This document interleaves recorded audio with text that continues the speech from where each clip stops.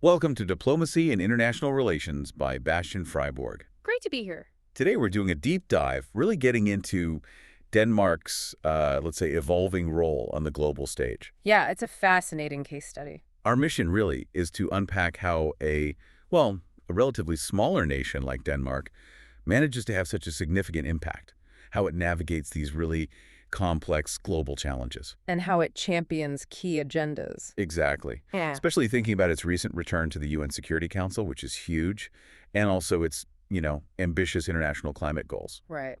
What can Denmark's approach teach us about international relations today in the 21st century? Hmm. It's actually quite remarkable how Denmark often seems to, punch above its weight in these international forums. That phrase comes up a lot, doesn't it? It does. And I think it's not just about showing up, it's more about consistently building diplomatic capital over time, No. trust. So it's like a long game. Precisely.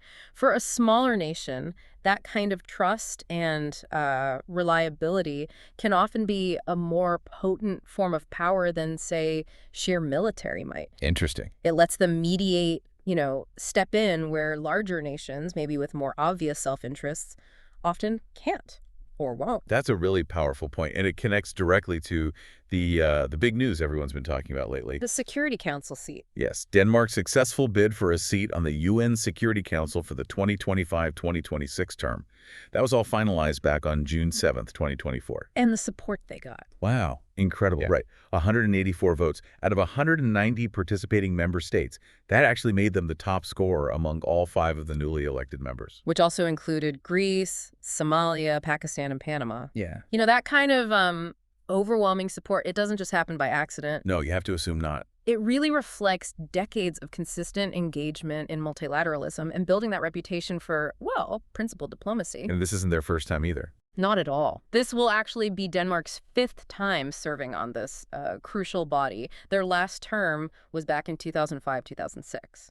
So they know the ropes, so to speak. They do. It's a recurring, kind of trusted role they're stepping back into. Denmark's foreign minister, Lars Løkke Rasmussen, he really emphasized this vision for the term. He said the level of support actually obliges Denmark. It obliges them to act. Right, to act as an honest bridge builder. That's the phrase he used. The goal being to foster dialogue, common decisions. Which sounds, frankly, incredibly challenging right now. Especially now, yeah. Given the state of great power relations just within the council itself. It absolutely is a huge challenge. But, it's crucial to remember that even without having veto power, these elected members, they can significantly influence decisions. How does that work in practice? Well, think about it. We've seen examples where elected members manage to collaborate quite effectively on really complex, contentious issues, like the situation involving Israel and Gaza. They often provide the path to consensus, precisely because they aren't always bound by the same kind of national interests that frequently deadlock the permanent 5 members, the P5. Okay, so they have a bit more flexibility maybe. You could say that. They can focus on building those bridges. So given this commitment to being a bridge builder, Yeah. what specific areas, what concrete things will Denmark be focusing on during its term? What are their priorities? Well, they've outlined a vision centered around 4 key areas. Okay. First, defending international law. That includes humanitarian law, universal human rights. And their approach here is quite interesting. How so? They're really emphasizing constructive dialogue, even with states that might not be compliant. It's not just about condemnation. That constructive dialogue part definitely stands out. I mean, especially now. How does that practically work with nations, actively violating international law? Is it about finding common ground somewhere? Well, I think it's probably less about finding common ground on the violations themselves and more about maintaining a channel for influence, for clearly articulating norms. It's a long game, as you said earlier. Okay, keeping the door open. What's the second area? Second, they're focused on adapting crisis management and conflict prevention to, new global realities. Which means? A specific part of this is strengthening relations with the African Union, the AU. Okay, regional partnerships. Exactly. And this raises a really critical question, I think. How can the UN better partner with regional bodies like the AU to tackle continent-specific challenges effectively and equitably? Good question. And the third priority? The third is strengthening the Women, Peace and Security Agenda, the WPS agenda, really pushing to empower women's participation in peace processes and conflict work. Always important.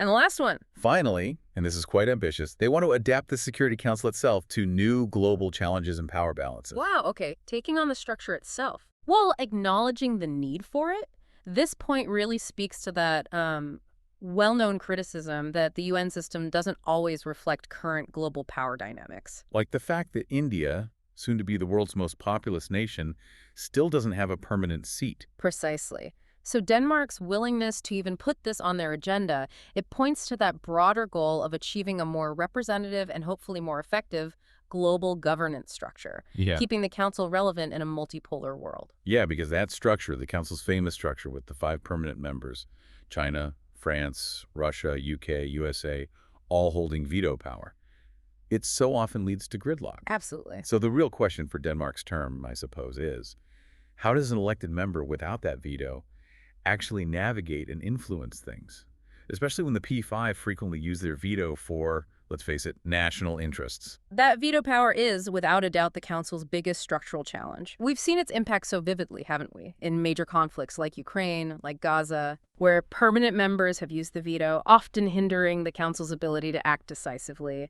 But this creates a fascinating dynamic, actually. How so? It makes the elected members' ability to build consensus, to craft creative solutions even more critical. It becomes less about wielding raw power and maybe more about the art of persuasion, coalition building, diplomacy. Which brings us to that kind of paradox, maybe. How much influence can a small state really have? There's Niels Negelucia from the Norwegian Institute of International Affairs, NUPI.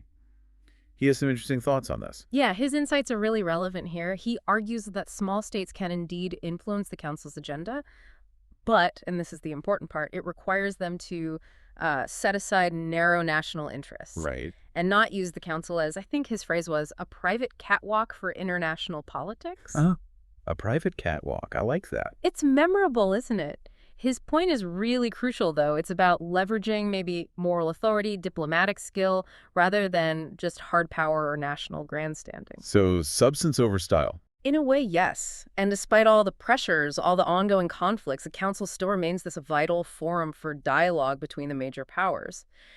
That continued discussion, even when agreement is incredibly difficult, it's essential for maintaining at least some semblance of international order. And Denmark's goal is to help keep that dialogue productive.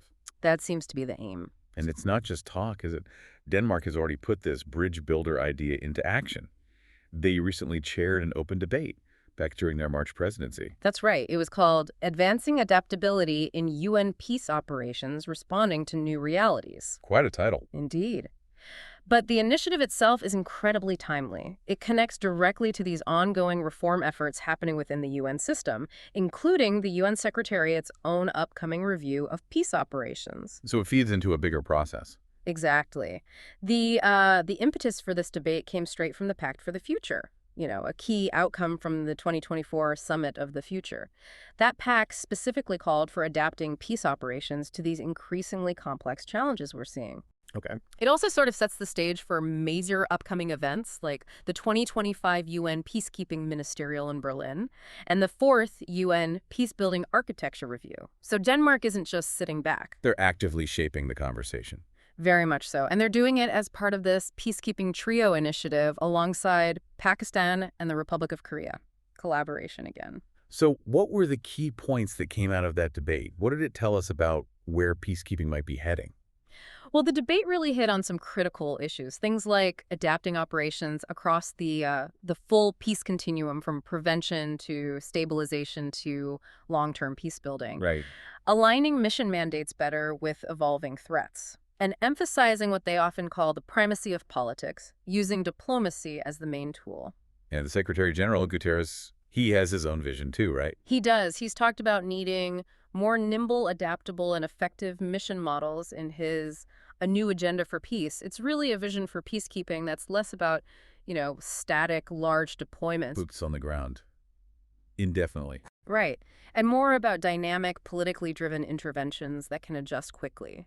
That vision sounds vital, but also bumps up against some pretty significant geopolitical tensions, doesn't it? especially around peacekeeping mandates. Oh, absolutely.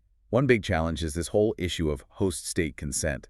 We've actually seen several missions having to pack up and leave in recent years because the host government withdrew consent. Exactly. That's a major hurdle. And Guterres, he's been a very vocal champion for a pretty groundbreaking shift here, Which is? empowering African-led peace support operations with dedicated, predictable UN funding. Ah, the AU partnership again. Yes. This initiative was formalized in a key resolution, Resolution 2719, just last December. The idea is to address these long-standing problems of underfunding and, frankly, inequity in peacekeeping efforts, especially in Africa. But even that resolution, that funding mechanism, it's facing some pushback, isn't it? Yeah. Particularly from the U.S. side or parts of it. That's right. There's been significant opposition. For example, U.S. Senator James Risch voiced strong concerns about using Resolution 2719 to fund the AU mission in Somalia, AUSOM. What was his concern? His argument was that it would essentially lock the U.S. into perpetual funding through its dues to the UN, which he framed as a disservice to American taxpayers. So it's a funding fight. Well, yes, but it's also more than just funding. It reflects these deeper philosophical disagreements within the council about the very scope and nature of peacekeeping. What do you mean? Some council members, notably China and Russia, and potentially the U.S. under a different administration, tend to resist prioritizing what they see as thematic issues. Like human rights, WPS, climate change. Exactly. In peacekeeping mandates. They prefer to keep the focus strictly on what they consider the core issues of basic security. Which raises a huge question. Can peacekeeping truly be effective in the long run if it ignores these interconnected challenges that often fuel the conflicts in the first place? That's the crux of the debate. It's a fundamental tension. Okay, so we've seen how Denmark is positioning itself in a complex world of security and peace. Let's shift gears a bit now and look at another area where they're equally ambitious. Global climate action. Yes, another major focus. Is that punching above its weight strategy working as effectively when it comes to the enormous challenge of the climate crisis? This is definitely a crucial area where Denmark really aims to lead by example. The Danish Council on Climate Change, the DCCC, they put out a really insightful analysis back in November 2023 called Denmark's Global Climate Action. And what did it find? Well, it acknowledges that Denmark has impressive territorial targets, a 70% emissions reduction by 2030 compared to 1990 levels, aiming for net zero by 2050. Strong goals. Strong. But the DCCC points out that Denmark's global footprint, mainly from international transport and especially from consumption, is substantial, and it's not fully covered by those current goals. So even with those ambitious targets at home, their global consumption habits mean they're effectively kind of exporting emissions. That's the issue. That's a paradox, isn't it? I think many listeners might find that genuinely surprising. How is Denmark looking to tackle that? It really is a paradox, and it applies to many developed nations, not just Denmark. The DCCC made some pretty strong recommendations. Like what? For international transport, shipping, and aviation, they recommend setting a net zero target by 2050, with interim targets starting from 2035. This would cover emissions from fuels bunkered, loaded in Danish ports and airports. Even though those emissions aren't currently counted in Denmark's main territorial target. Correct. They're reported separately to the UN. But the idea is to take responsibility for them. The UK and France are apparently exploring similar approaches, trying to capture a nation's full climate impact. Okay. And what about the consumption footprint? That sounds even trickier. It's striking. The DCCC estimates Denmark's consumption-based footprint at around 63 million tons of CO2 equivalent per year. Wow. Or about 11 tons per person. Now, to put that in perspective, that's among the highest in the EU, and it's a staggering 50% higher than Denmark's own territorial emissions. 50% higher. It's like being really careful about recycling at home, but buying tons of stuff made in factories overseas that pump out emissions. That's a good analogy, exactly. Yeah. So the DCCC argues Denmark needs to tackle that global impact too. They recommend setting a benchmark in the global climate strategy for, say, a 50-60% reduction in consumption emissions by 2035 compared to 2020 levels. To stop just shifting emissions abroad through imports. Precisely. They also recommended a benchmark specifically for emissions linked to public procurement government spending, which was a hefty 16 million ton CO2e just from about 50 billion euros spent in 2021. It's about taking responsibility for the whole supply chain then. Yes. the full chain of climate impact. And they're also pushing for a clear benchmark for Denmark's annual climate finance contributions, helping developing countries. Yes, post-2025, making sure it aligns with what's considered Denmark's fair contribution towards the global climate finance goals set under the Paris Agreement. This is where that positive influence, that leadership role comes back in, isn't it? Yeah, absolutely. Denmark has shown real strength in climate diplomacy. For instance, they were instrumental in founding initiatives like the Beyond Oil and Gas Alliance, BOGA. Right, phasing out fossil fuel production. And the Declaration on Zero-Emission Shipping by 2050. They're actively collaborating with, I think it's 24 of the world's largest economies on accelerating the green energy transition. So they're not just talking, they're actively building coalitions for action. This raises a really interesting tension, doesn't it? Yeah. The Paris Agreement also has this broader goal of aligning all financial flows, public and private, with low-emission development. A huge goal, Article 2.1c. And the IPCC, the Intergovernmental Panel on Climate Change, they've noted there's been very limited global progress on that front. They say we need something like a 3- to 6-fold increase in green investments. It's a critical tension point, you're right. And it's not just a challenge for Denmark, of course, but even with Denmark's leadership in climate diplomacy, reports show that some Danish banks and pension funds continue to finance fossil fuel production. Which directly contradicts warnings from global authorities like the International Energy Agency, the IEA. Exactly. The IEA has been crystal clear. New fossil fuel projects are simply incompatible with keeping global warming below the 1.5 degrees Celsius target. So for Denmark, it presents this internal challenge maybe, an opportunity to lead by example there too. I think so. Pushing for stronger financial regulations domestically that truly align public and private finance with global climate goals, it demonstrates that bridge building maybe also extends to ensuring internal consistency. Okay, connecting all these pieces. What does this all mean for Denmark's wider commitment to the Sustainable Development Goals, the SDGs? They've always seemed very strong on those. They have. Denmark has consistently shown strong commitment and really leadership in achieving the UN's 17 SDGs, which were adopted back in 2015. I remember seeing rankings. Yes, Denmark was actually ranked number 2 globally way back in 2016 by the Sustainable Development Solutions Network, or SDSN, for its progress on the SDGs. That's impressive. And their strengths really span a wide range, everything from poverty eradication, health, gender equality, clean water and sanitation, sustainable energy, economic growth, innovation, all the way to peace, justice, strong institutions, and partnerships. It's quite a comprehensive approach to global well-being. And crucially, they actually walk the talk on development aid, too. They consistently meet that UN target of providing at least 0.7% of gross national income in development assistance. Yes, and they've done that since 1978. That's a rare and very significant long-term commitment. It really is. And, you know, there's even a tangible example of Denmark's commitment right in Copenhagen, the UN city. Ah, yes. It's like a physical manifestation of their dedication. It houses, I think, 11 different UN organizations, and the building itself was designed as one of Scandinavia's most sustainable buildings. So it's not just policy on paper. It's built into their infrastructure, a real hub for global collaboration. Exactly, a symbol and a practical hub. So wrapping this all up, what does this mean for you listening in? As Denmark steps onto this even larger global stage back on the Security Council, pushing on climate accents, it seems clear that a small nation can indeed have big ambitions and make a real impact. It certainly seems possible. But this deep dive, I think, it also raises a pretty important, maybe provocative question. In our world of interconnected challenges, how much can any single nation, even a proactive one like Denmark, achieve without truly transformative, unified global action? Especially when it comes down to reconciling those tricky national interests with universal goals like climate action and peace. It is the fundamental challenge, isn't it? It's a complex balance.